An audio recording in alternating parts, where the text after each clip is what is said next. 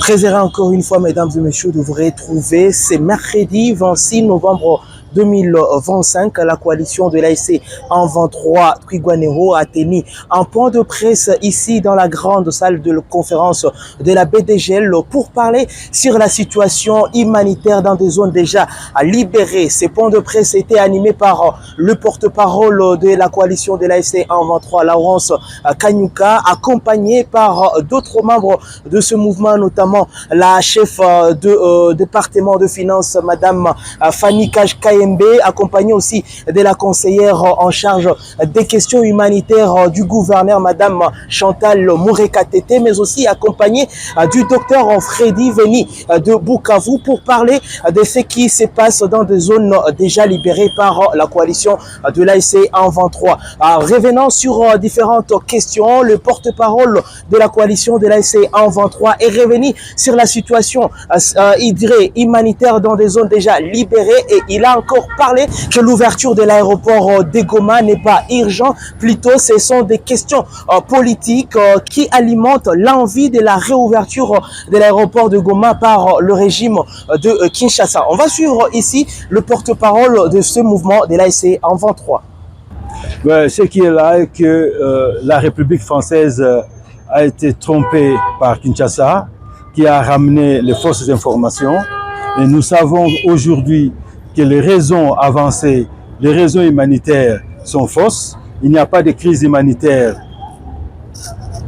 grave dans les zones libérées. Mais ce n'est pas comme à Kinshasa.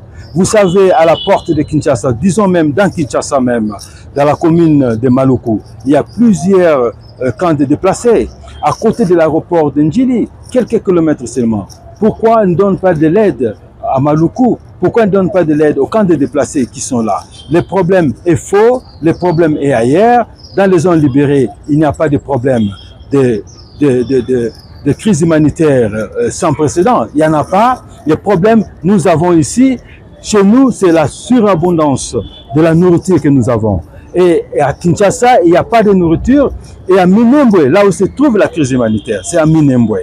Nous avons besoin d'aider nos compatriotes Banyamulenge de retrouver la vie parce qu'ils sont chaque fois bombardés et il y a un problème sérieux de crise humanitaire dans le Minembwe. La réouverture de l'aéroport, il faut d'abord contacter l'M23, l'AFC M23. Nous devons être sur la table pour discuter de la réouverture de Goma. C'est ça la priorité. Nous devons discuter, nous devons participer. Les problèmes ou bien les causes avancées sont tellement politiques qui n'ont rien à voir avec l'humanitaire. Parlons des retours des déplacés intérieurs qui se trouvaient dans la ville de Goma. Madame Chantal, la conseillère en charge de la question humanitaire au niveau du gouvernorat, elle est revenue sur cette question, les mesures prises par le mouvement de l'ASC en 23 pour réintégrer ces déplacés des guerres antérieures. On va suivre ici Madame Chantal Mourekatete. Je vais répondre à la question. Déjà, je crois que si vous avez bien suivi mon exposé, j'ai martelé, je l'ai dit à plusieurs reprises, que dans les territoires libérés, nous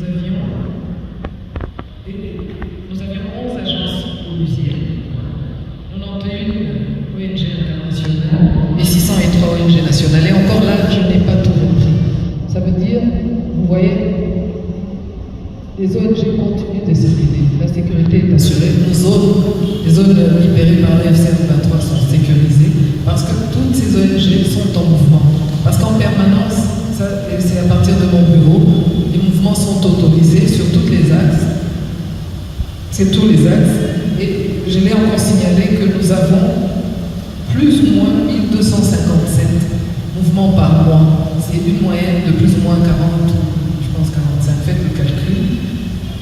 Mouvement journalier. Donc, les ONG continuent de servir ces populations et l'AFCM 23 aussi. Ça veut dire que ces gens qui sont retournés chez eux, quand ils arrivent, maintenant, il y en a qui vont en se déplaçant, à qui ça prend le temps de s'installer, mais il y a aussi les familles d'accueil, il y a des solutions qui sont trouvées. Il y a la construction des ETA, ça veut dire des abris, mais pas solides, en attendant qu'ils puissent être faits des abris plus solides et plus pérennes. Il Il y a les familles d'accueil. Quand vous arrivez et que votre maison a été détruite, vous pouvez aller loger dans une famille d'accueil, une famille amie qui a été votre voisin. Et là, on pourra vous aider à partir de là en attendant qu'on puisse vous réinstaller. Donc les solutions se mettent en place. Et n'oublions pas que nous sommes chez nous. Ça veut dire, avec la solidarité africaine, les gens arrivent à se mettre en attendant que tout ça soit fait. Ça ne se fera pas en une année. C'est un travail de longue haleine. Autant de temps que ça a pris pour détruire, autant de temps. Peut-être moins, mais avec toute la bonne volonté que nous avons, mais cela prendra le temps de reconstruction. Et je crois que tout cela est en cours. Donc, rassurez-vous, les ONG, quoi qu'ils en disent, j'ai donné les chiffres et c'est vérifiable. L'accès est vraiment ouvert.